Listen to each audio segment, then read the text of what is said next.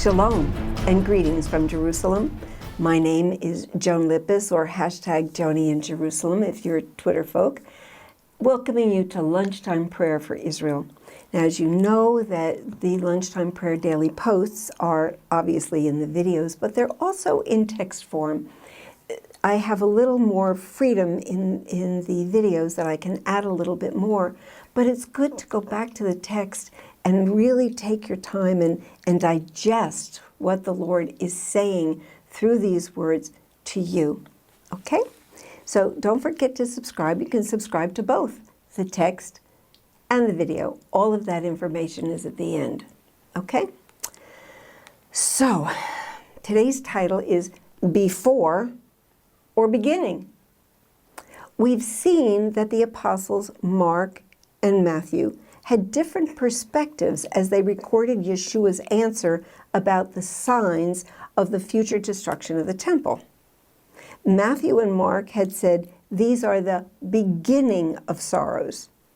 But Luke not only had a different perspective, he was recording a prophecy that has more than one fulfillment.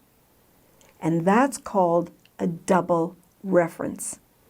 And that's why Luke, in chapter 21, verse 12a, said, but before all these things. Now remember, obviously, these are not the words of Matthew, Mark, and Luke.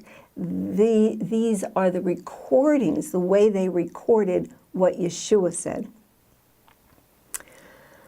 Well, as the Hebrew prophet Daniel prophesied that the temple then existing would be destroyed.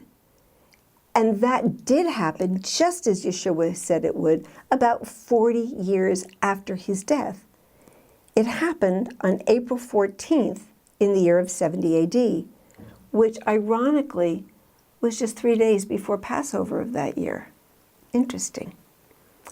And it was destroyed by the Roman army under Titus.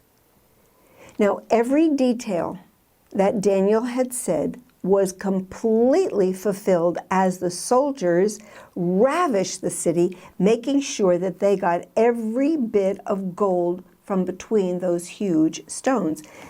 It's what Yeshua said too, not one stone would be found one on another.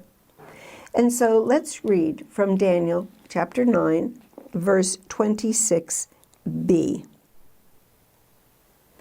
And the people of the prince who is to come shall destroy the city and the sanctuary.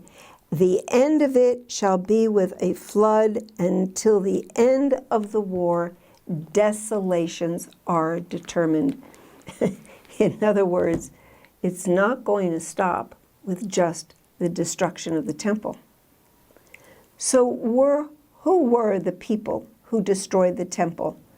The people of the prince to come.